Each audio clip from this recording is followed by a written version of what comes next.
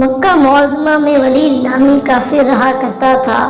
اس کا ایک سونے کا بت تھا جس کی وہ پوجا کیا کرتا تھا۔ ایک دن اس بت میں حرکت پیدا ہوئی اور وہ کہنے لگا، لوگوں، محمد اللہ کا رسول نہیں ہے، اس کی تصدیق مت کرنا، معاذ اللہ۔ ولید بڑا خوش ہوا اور باہر نکل کر اپنے دوستوں سے کہنے لگا، مبارک ہو، آج میرا معبود بولا ہے اور صاف صاف اس نے کہا کہ محمد اللہ کا رسول نہیں ہے۔ یہ سن کر لوگ اس کے گھر آئے اور دیکھا کہ واقعی اس کا بت یہ جملے دوہرا رہا ہے۔ وہ لوگ بہت خوش ہوئے اور دوسرے دن ایک عام اعلان کے ذریعے ولید کے گھر میں ایک بہت بڑا اجتماع ہو گیا تاکہ اس دن لوگ بت کے منہ سے وہی جملہ سنیں۔ اسی بڑے اجتماع میں لوگوں نے حضور صلی اللہ علیہ وآلہ وسلم کو بھی دعوت دی تاکہ حضور صلی اللہ علیہ وآلہ وسلم خود تشریف لا کر بت کے منہ سے وہی جملہ سنیں۔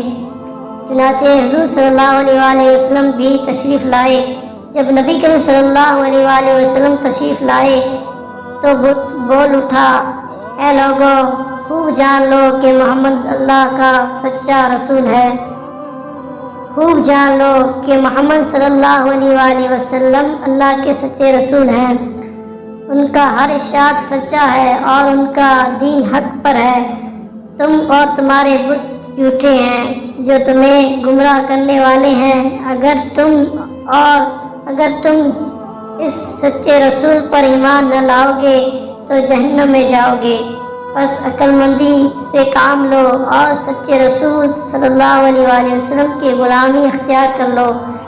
بت کی یہ باتیں سن کر ولید بڑا گھبرایا اور اپنے معبود کو پکڑ کر زمین پر دے مارا اور اس کے ٹکڑے ٹکڑے کر دیے۔ حضور صلی اللہ علیہ وآلہ وسلم فاتحانہ طور پر واپس ہوئے تو راستے میں ایک گھوڑے سوار جو سبز پوش تھا حضور صلی اللہ علیہ وآلہ وسلم سے ملا۔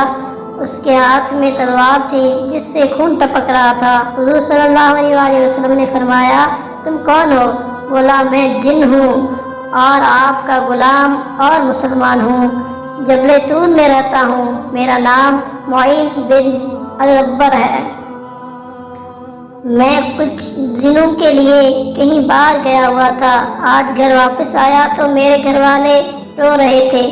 میں نے وجہ پوچھی تو معلوم ہوا کہ کافر جن جس کا نام مصفر تھا وہ مکے میں آ کر ولید کے بت میں گھس کر حضور صلی اللہ علیہ وآلہ وسلم کے خلاف فضول گوئی کر گیا ہے، اور آج پھر وہ یہی بکواس دوبارہ بت میں گھس کر کرنے والا تھا۔